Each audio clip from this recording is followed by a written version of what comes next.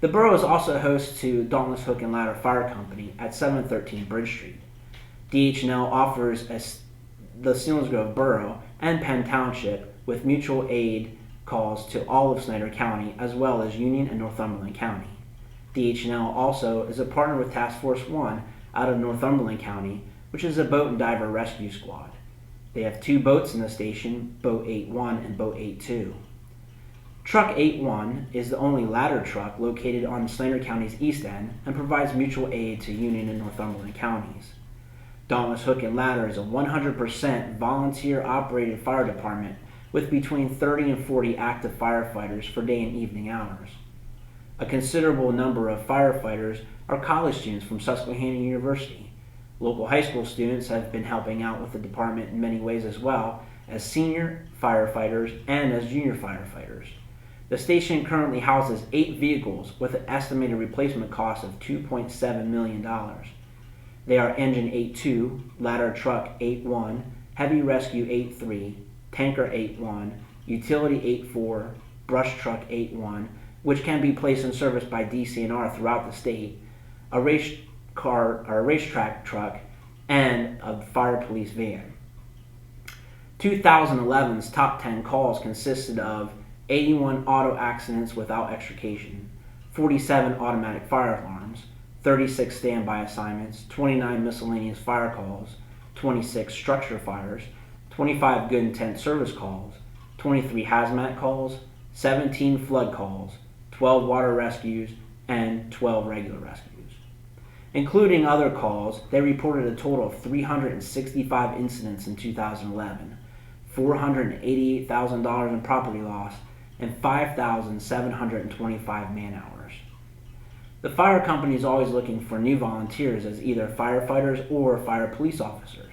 Anyone interested in volunteering as a firefighter should contact Dwayne Betzer or Don Wyrick at 374-0011. If you're interested in becoming a fire police officer, you can contact Carson Leitzel at 847-7884. Law enforcement in the borough of Selinsgrove is handled primarily through the Selinsgrove Police Department, with backup by the Pennsylvania State Police. The Selinsgrove Police Department currently consists of the Chief of Police, 4 full-time patrolmen, 1 part-time patrolman, and a clerk, with 3 new additional part-time patrolmen anticipated by summer of 2012. The Selinsgrove Police Department handled 3,423 service calls in 2011, of which 1,085 criminal and non-criminal investigations were instituted by police. 921 crimes were reported to police, which is down 10% from 2010. Property loss and reported crimes totaled $225,000. 285 persons were charged with criminal offenses, down from 315 in 2010, which is a decline of 10%. 291 non-traffic citations were issued for criminal and ordinance offenses. 325 traffic citations were issued for Pennsylvania Vehicle Code offenses, and 776 parking tickets were issued for various parking citations. Service by the department is separated into 7 zones: Borough Main, Isle of Q, SU Campus, routes 11 and 15, Selinsgrove School District, off-campus student housing, and calls outside of the borough. Of the 3,423 calls responded to by the SPD, 66% of the calls were in the main borough area, 3% were on the Isle of Q, 3% on SU's campus, 1% were to the bypass, 11% were to the school district, 13% were to off-campus student housing, and 4% of the calls were for mutual aid outside of the borough. Crimes reported under the Uniform Crimes Report are broken down into 2 categories: serious and all other.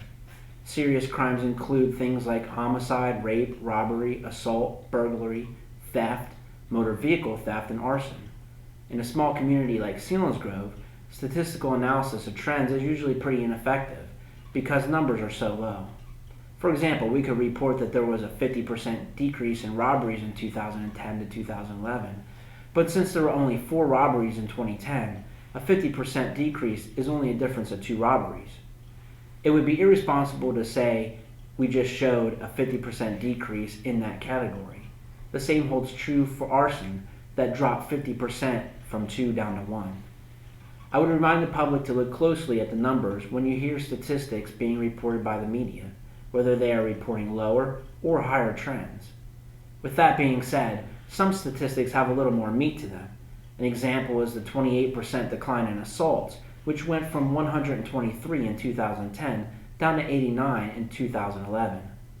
On the flip side, burglary went up 44%, from 34 in 2010 to 49 in 2011, and theft went up 29%, from 153 to 197 when compared to the previous year. Although we have no definitive reason for the increase in burglary and theft, some speculate there may be a correlation between a struggling economy and crime. A December 2010 study by the Congressional Research Service says that there is little evidence on the national level to support the idea that there's a correlation between broad macroeconomic trends and crime. The relationship between unemployment and crime also has mixed theories nationally. However, research suggests from local and state level data that certain areas could experience a higher correlation between economic variables and crime, specifically property crimes. As the federal government continues to monitor trends, so will the Selinsgrove Police Department. Although we feel the threat of burglary and theft should not be overly concerning at this time, an ounce of prevention is worth a pound of cure. Property crimes are crimes of convenience. Unlocked vehicles, property left out in the open, and unsecured personal information can entice even good people to take something they shouldn't. The best advice the police department can give is to lock your doors, secure your vehicle, and keep valuables out of sight or out of your vehicle. By securing your property and being observant of suspicious behavior on your property and your neighbor's property, we can expect to reduce property crimes. The police department relies on information from the public. If you see something that doesn't look right, be sure to report it immediately. This year will include several projects for the betterment of Selinsgrove infrastructure, which is arguably the most important asset any municipality can provide. Selinsgrove employs 6 people who maintain the infrastructure on a daily basis. Some services they provide include street cleaning, snow removal, recycling, leaf pickup, tree trimming, water service, brush pickup, grass mowing, and spring cleanup. In actuality, your borough crew works together to accomplish too many tasks for me to list here, but just consider some of the things that next time you visit other towns you take into consideration. For example, do they have curbing that clearly identifies the street? Is there debris along the curbing? What do the street lights look like?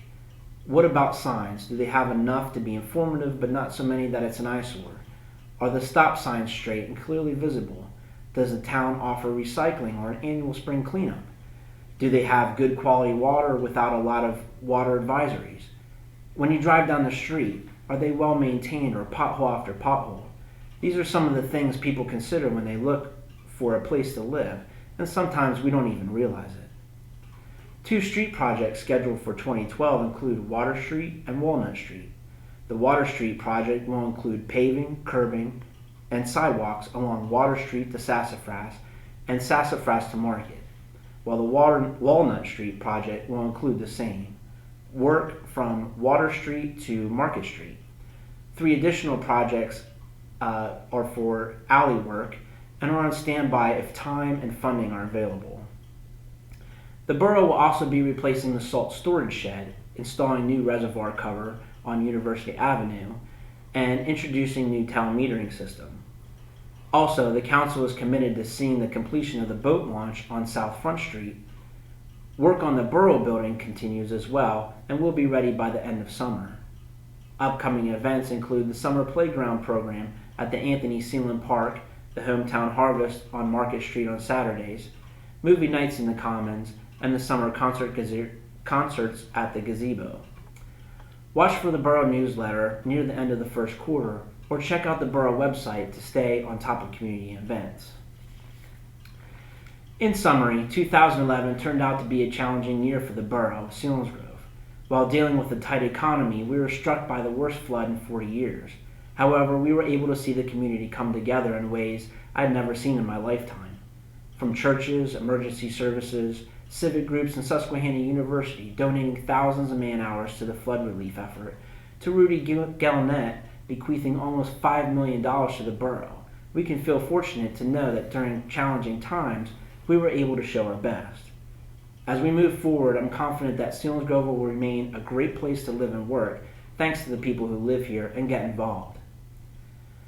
As I leave you, I encourage you to stay in touch with the borough website at selinsgrove.org, which has a wealth of information for the public, including properties owned by the borough, your elected officials and committees, current events, and advisories.